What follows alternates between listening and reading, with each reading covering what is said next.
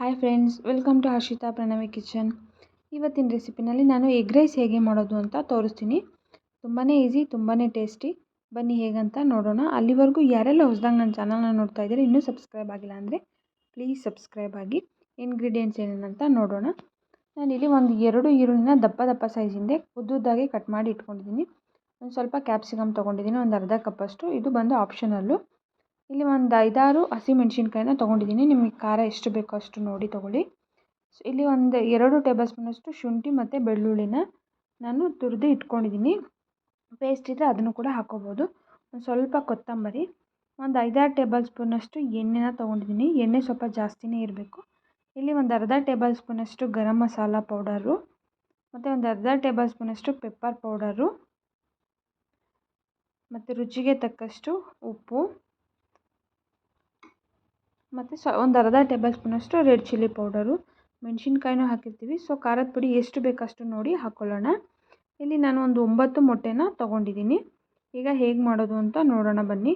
ಈಗ ಸ್ಟವ್ ಮೇಲೆ ಒಂದು ಬಾಣಲಿನ ಇಟ್ಕೊಂಡಿದ್ದೀನಿ. ಅದಕ್ಕೆ ಒಂದು 5-6 ಟೇಬಲ್ ಸ್ಪೂನಷ್ಟು ಎಣ್ಣೆನ ಹಾಕೋತಾ ಇದ್ದೀನಿ, ಅಡುಗೆ ಎಣ್ಣೆನ. ಇಲ್ಲಿ ಎಣ್ಣೆ ಜಾಸ್ತಿ ಇದ್ದಷ್ಟು ಟೇಸ್ಟು ತುಂಬಾ ಚೆನ್ನಾಗಿರುತ್ತೆ. ಇವಾಗ ಎಣ್ಣೆ ಬಿಸಿ ಆದ ನಂತರ ನಾವು ಇದಕ್ಕೆ ಈರುಳ್ಳಿನ ಆ್ಯಡ್ ಮಾಡ್ಕೊಳ್ಳೋಣ. ಟೇಸ್ಟ್ ಅಂತೂ ತುಂಬಾ ಚೆನ್ನಾಗಿರುತ್ತೆ. ಈ ಬೀದಿ ಬದಿಗಳಲ್ಲಿ ರೋಡ್ ಸೈಡಲ್ಲಿ ಸಿಗುತ್ತಲ್ಲ, ಸೇಮ್ ಅದೇ ರೀತಿ ಇರುತ್ತೆ. ಈ ಥರ ಎಗ್ ರೈಸ್ ಒಂದು ಸರಿ ಮಾಡಿ ನೋಡಿ. ಇವಾಗ ನಾನು ಅದಕ್ಕೆ ಈರುಳ್ಳಿನ ಆ್ಯಡ್ ಮಾಡ್ಕೋತಾ ಇದ್ದೀನಿ. ಈರುಳ್ಳಿ ಮತ್ತು ಮೆಣಸಿನ್ಕಾಯಿ, ಕ್ಯಾಪ್ಸಿಕಮ್ 3 ಒಂದೇ ಸರಿ ಹಾಕ್ಕೋತೀನಿ. ಯಾಕಂದರೆ ಯಾವುದೂ ಕೂಡ ಜಾಸ್ತಿ ಬೇಯಿಸೋದಿರಲ್ಲ, ಸ್ವಲ್ಪ ಫ್ರೈ ಆದರೆ ಸಾಕು. ತುಂಬ ಈರುಳ್ಳಿನ ಬೇಯಿಸ್ಬೇಕಂತೇನಿಲ್ಲ, ಸ್ವಲ್ಪ ಬಾಡಿದರೆ ಸಾಕಾಗುತ್ತೆ.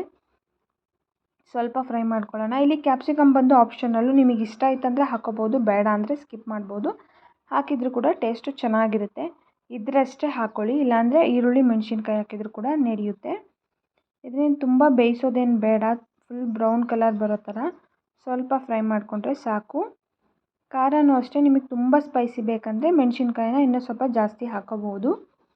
ಇವಾಗ ಇಷ್ಟ ಆದರೆ ಸಾಕು, ಜಾಸ್ತಿ ಏನು ಬೇಯಿಸೋದು ಬೇಡ. ನಾನಿಲ್ಲಿ 1.5 ಟೇಬಲ್ ಸ್ಪೂನಷ್ಟು ಬೆಳ್ಳುಳ್ಳಿ, ಒಂದು ಅರ್ಧ ಟೇಬಲ್ ಸ್ಪೂನಷ್ಟು ಶುಂಠಿನ ತುರಿದು ಇಟ್ಕೊಂಡಿದ್ದೆ, ಅದನ್ನು ಆ್ಯಡ್ ಮಾಡ್ಕೊಳ್ತಾ ಇದ್ದೀನಿ.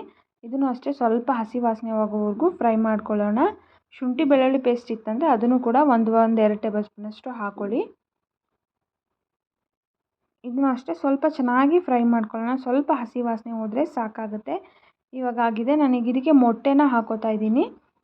ಮೊಟ್ಟೆ ಹಾಕ್ಕೊಂಡು ಇದನ್ನು ಚೆನ್ನಾಗಿ ಮಿಕ್ಸ್ ಮಾಡ್ಕೋತಾ ಇದ್ದೀನಿ. ಮೊಟ್ಟೆ ಹಾಕಿದ್ದು ಸ್ಕಿಪ್ ಆಗಿಬಿಟ್ಟಿದೆ, ಸೊ ಹಾಗಾಗಿ ಮೊಟ್ಟೆನ ಈರುಳ್ಳಿ ಒಳಗಡೆ ಹಾಕೊಂಡು ಚೆನ್ನಾಗಿ ಹುರಿದಿದ್ದೀನಿ. ನೋಡಿ, ಆ ಥರ ರೆಡಿಯಾಗಿದೆ. ನಾನು ಮೊದಲೇ ರೈಸ್ನ ಮಾಡಿ ಇಟ್ಕೊಂಡಿದ್ದೆ. ರೈಸು ಸ್ವಲ್ಪ ಉದ್ರುದ್ರಾಗಿರಬೇಕು, ಅಂದರೆ ಎಗ್ ರೈಸಿಗೆ ತುಂಬಾ ಚೆನ್ನಾಗಿರುತ್ತೆ. ನೋಡಿ, ಮೊಟ್ಟೆ ಹಾಕಿ ಈರುಳ್ಳಿ ಜೊತೆಗೇ ಜಸ್ಟ್ ಒಂದು 2 ನಿಮಿಷ ಹುರ್ಕೊಂಡ್ರೆ ಸಾಕು. ಫ್ರೈ ಮಾಡಿಕೊಂಡ್ರೆ ಈ ಥರ ಪುಡಿಯಾಗಿ ಮೊಟ್ಟೆ ಚೆನ್ನಾಗಿ ಆಗುತ್ತೆ, ಬಿಡಿಯಾಗಿ. ಅಥವಾ ಬೇರೆ ಬಾಣಲಿನಲ್ಲಿ ಮೊಟ್ಟೆ ಹುರಿದಿಟ್ಕೊಂಡು ಡೈರೆಕ್ಟ್ ಈರುಳ್ಳಿ ಶುಂಠಿ ಬೆಳ್ಳುಳ್ಳಿ ಪೇಸ್ಟ್ ಒಳಗಡೆ ಮಿಕ್ಸ್ ಮಾಡಿಕೊಂಡ್ರೂ ಕೂಡ ನಡೆಯುತ್ತೆ. ನಾನಿವಾಗ ರೈಸ್ ಹಾಕ್ಕೊಂಡು ಅದಕ್ಕೆ ಸ್ವಲ್ಪ ಪೆಪ್ಪರ್ ಪೌಡರ್ನ ಮೇಲೆ ಹಾಕೋತಾ ಇದ್ದೀನಿ. ಒಂದು ಅರ್ಧ ಟೇಬಲ್ ಸ್ಪೂನಷ್ಟು ಪೆಪ್ಪರ್ ಪೌಡರು. ಖಾರ ನಿಮಗೆ ಜಾಸ್ತಿ ಬೇಕಂದರೆ ನೋಡಿ ಹಾಕ್ಕೊಳ್ಳಿ. ನಾನಿಲ್ಲಿ ಒಂದು 1/4 ಟೇಬಲ್ ಸ್ಪೂನಷ್ಟು ರೆಡ್ ಚಿಲ್ಲಿ ಪೌಡರು, ರುಚಿಗೆ ತಕ್ಕಷ್ಟು ಉಪ್ಪನ್ನ ನಾನಿಲ್ಲಿ ಆ್ಯಡ್ ಮಾಡಿ ಇವಾಗ ಇದನ್ನು ಚೆನ್ನಾಗಿ ಮಿಕ್ಸ್ ಮಾಡ್ಕೋತೀನಿ. ನಾವು ಆಲ್ರೆಡಿ ಮೆಣಸಿನ್ಕಾಯಿನೂ ಹಾಕಿರ್ತೀವಿ ಮತ್ತು ಪೆಪ್ಪರು ಮತ್ತು ರೆಡ್ ಚಿಲ್ಲಿ ಹಾಕ್ತೀವಲ್ವ, ಸೊ ಸ್ಪೈಸಿಯಾಗಿ ತುಂಬ ಸ್ಪೈಸಿಯಾಗಿ ಬರುತ್ತೆ.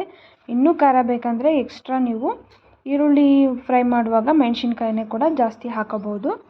ನೋಡಿ, ಚೆನ್ನಾಗಿ ಮಿಕ್ಸ್ ಮಾಡ್ಕೊಂಡಿದ್ದೀನಿ ನಾನು. ಇವಾಗಿಲ್ಲಿ ಎಗ್ ರೈಸಿಗೆ ಅನ್ನ ಸ್ವಲ್ಪ ಉದ್ರುದ್ರಾಗಿದ್ದರೆ ತುಂಬಾ ಚೆನ್ನಾಗಿರುತ್ತೆ ಟೇಸ್ಟು.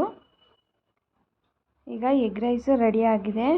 ಟೇಸ್ಟ್ ಅಂತೂ ತುಂಬ ಚೆನ್ನಾಗಿದೆ. ಈ ರೋಡ್ ಸೈಡಲ್ಲಿ ತಿಂತೀವಲ್ಲ, ಸೇಮ್ ಅದೇ ರೀತಿಯಾಗಿದೆ.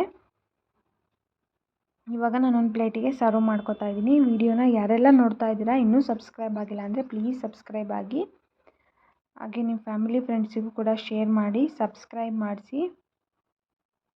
ಪ್ಲೀಸ್ ವಿಡಿಯೋನ ಎಲ್ಲೂ ಸ್ಕಿಪ್ ಮಾಡದೆ ಕೊನೆಯವರೆಗೂ ನೋಡಿ. ಇವಾಗ ನಾನೊಂದು ಪ್ಲೇಟಿಗೆ ಸರ್ವ್ ಮಾಡ್ಕೊಂಡಿದ್ದೀನಿ. ಇದ್ರ ಜೊತೆಗೆ ಟೊಮೊಟೊ ಕೆಚಪ್ಪು, ಈರುಳ್ಳಿ ಮತ್ತು ಸೌತೆಕಾಯಿ ತುಂಬಾ ಚೆನ್ನಾಗಿರುತ್ತೆ ನೆಂಚ್ಕೊಂಡು ತಿನ್ನೋದಕ್ಕೆ. ಈಗ ರೆಡಿಯಾಗಿದೆ. Thank you for watching friends.